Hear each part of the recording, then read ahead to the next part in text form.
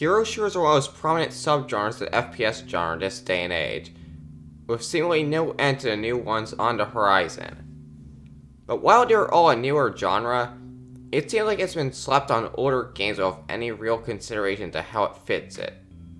One of these examples is Team Fortress 2, which only resembles this modern genre in only those surface level ways, yet still has a ton of people calling it a hero shooter. I already made a video more in depth on why it doesn't belong. However, what I didn't cover is which category of game it should belong to, which are class-based shooters. What I'm trying to get out here is, we should stop grouping TF2 with Overwatch, Valorant, and Apex, and start grouping with Battlefield, Deep Rock Galactic, and Titanfall. Okay, that last one's a bit of a stretch, but what do I even mean by the two categories? Let's start by carving out basic definitions, and then we'll move on to the nuances. Hero shooters are probably the easier of the two to define, probably because it's had more exposure. A hero shooter is a team-based FPS game where you select multiple different characters with different abilities that are usually tied to a cooldown, each being tied to a different role. The characters generally are made with completely distinct visual designs and have different personalities, and they're generally made to play off each other directly. As for class-based shooters, it might be a bit more nebulous of a definition. A class-based shooter is another type of team-based FPS game where there are multiple different selectable roles that are separated by weapon types and tools. The characters are still distinct, but are usually tied to each other through a uniform, and while they can't support each other and there's usually a dedicated support class, they aren't tied to each other that much. Already we have a solid starting definition that properly separates the two. So let's give examples to why I put the certain games there. Battlefield 1 is a game that can solidly define the class-based shooter subgenre. The roles are separated through their tools like the magnetic syringe and the support's ammo box, and the designs are more tied to a team rather than trying to look like a distinct character. Compared to Overwatch, which has specific characters with defined kits, with team recognition being done with colors rather than uniforms. The characters all have their own personalities, unlike the faceless grunts of Battlefield, and they have their own unique silhouette. But hold on a second, I also said TF2 fits into the class-based shooter category despite the game being defined by their characters and their distinct personalities.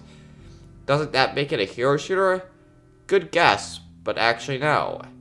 Let's go further into what separates a class from a hero. The first thing separating the class from a hero is how they dress. In a lot of hero shooters, the outfits are entirely distinct from everyone else. As you can tell, Tracer looks entirely different from, say, Reaper.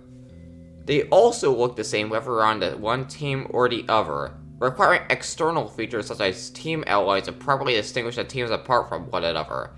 And if you don't provide these extra steps to bolster team recognition, well, you get Battlefield 2042, a game with horrible team recognition. Class-based shooters, on the other hand, usually have teams separated through separate uniforms. Take both Battlefield 1 and Team Fortress 2, as they both use different outfits for different teams, whether it be uniforms for different countries in Battlefield, or just straight up using red and blue for Team Fortress 2. But it's not just looks that distinguish classes from heroes, you also have general gameplay differences. Classes are usually given a lot more leeway to distinguish themselves, with fully customizable loads that have weapons for a specific class pool, meaning the soldier can play more like a mobile assassin with the gunboats and market garner, or be more supportive of the battalion's backup in the disciplinary action.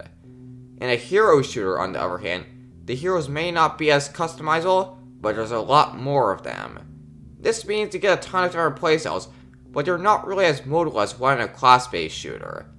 Another main difference is that the weapons usually aren't the distinguishing factor, but rather their cooldowns and passive abilities. Ultimate abilities are also an essential part of the genre, as the hero shooter is partially devised from the MOBA genre, hence why they also excel at making people rage. Granted, there are some exceptions to these general design rules, however, these are the common ways these two genres are separated. Another major difference between a typical class-based shooter and a hero shooter is scale.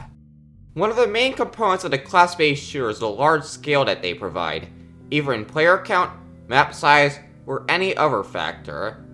Battlefield is the best example of this, as both the player counts and map size are absolutely titanic to create the shared arms feeling the series is known for. Team Fortress 2 also does this well with its 24-player servers, with the maps being a bit smaller. Timefall 2 goes with the opposite approach, as while it doesn't have any big player counts, the maps are still gigantic, with NPCs making sure there aren't any slow moments. Deep Rock Galactic may have a small player count, but the maps you traverse can feel absolutely colossal, with massive hordes of enemies to fight. Hero shooters, on the other hand, typically have smaller maps and smaller player numbers, maybe because they're all chasing that esports bag. But there's a different reason for this difference in skill between the two subgenres. The main exception to this is Apex Legends, but that's mainly because it's a battle royale, and requires a massive map and player count to even function in the first place. Because why would you play a battle royale with only like 10 people? Now there's one main difference between these two subgenres I haven't covered yet, and that's the nature of how teammates interact with each other. In the typical class-based shooter, teamwork is at most a passive action that can be mostly done by the player's will, and in TF2's case, the game was built so active teamwork is as unimportant as possible. With Battlefield, supporting a team is mostly just something you just do on the fly, while you still have a gun so you can participate in the fun part of the game. This is the same with Deep Rock Galactic, as creating with your team so you can get something done together is simple, and the way you help is just as simple. Basically, a player asks for a thing, and you give it quickly. And hey, it doesn't really cost too much as you have like 20 ammo bags. This contrasts heavily with hero shooters, which require a lot more teamwork to get done, and since you can't get certain jobs done with the role you select at the start, you're gonna have to rely on your teammates to do some heavy lifting. Supportive tools are tied to cooldowns, so you're gonna need to convince your smokers on Valorant to get the right places and that those places are worth it, if you even have a control on your team in the first place. Since the battles are more compact and the games are generally faster, teamwork must be done as quickly as possible or else it will cost the entire game. This isn't helped by the fact that games like Overwatch and Valorant don't really reward the players that much for helping the team, as the best you get is a notification that you saved a player when you just prolonged your life by a single second. It just feels condescending. Titanfall rewards players that give batteries to other players with a Titan of their own, and the point-based scores of TF2, either one works, and Battlefield make sure that getting high support numbers can give as much clout as being top frag. I mean, it can give as much clout. Not saying that playing medic in either of those games is perfect, but I would say it's still better in overall experience. There's also the team size that affects the team dynamic. As you mess up in Battlefield, who the heck cares? There's like 20 other people on the server. Mess up in Overwatch, everyone's gonna see it, and will roast you into ash, call you the meanest things everyone said. I'm pretty sure they drew an N-word in there somewhere. I could continue to elaborate on why teamwork in a hero shooter is as painful as getting thrown down an escalator, which is going up. But let's talk about one final important difference between the two that I feel like is the final proper separation. Theming. One common through line between all the games I put in the class-based or hero shooter categories is the overall theming of the game, and I'm not talking about the art style. In every class-based shooter, you're either part of the military, in the case of Battlefield and Titanfall 2, or you are working for a company, in the case of Deep Rock Galactic and Team Fortress 2. You're not really deemed super important, and can be basically replaced by any random hobo on the street. I mean, anyone else in your role.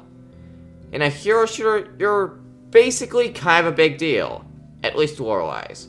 You're always playing as either a great hero, villain, anything else in between, or in Apex's case, just a bunch of celebrities in the Hunger Games. This may sound all trivial at first, but upon further inspection, this basic feeling suggests the rest of the game's design. The warlike settings of class-based shooter suggests an actual battlefield, so the skill must be bigger to properly fit it. Compared to a superhero story, generally needing less people to battle, hence the smaller maps of the game, except for Apex Legends as its battle royale. The class design also fits into this, as typically a superhero is defined by their powers that are very set in stone, while a good worker will usually carry any tool they need and can carry for the job at hand. And as for team play, it's directly affected by the latter two, so it becomes an essential part of the fantasy. Overall, class-based shooters give a fantasy of working with a bunch of fellow men with different specializations, and hero shooters are, trying to make you a superhero.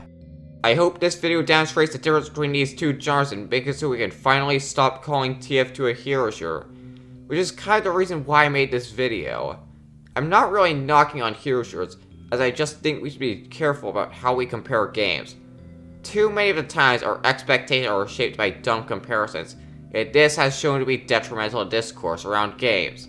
Hence the TF2 versus Overwatch brain rot we still have today. Then again, expecting a lot of gamers to critically think shouldn't be expected, as people still buy the latest Call of Duty game despite it just being a reskin of the last one. Thanks for watching, tell what you think, and I'll see you in the next one. Goodbye.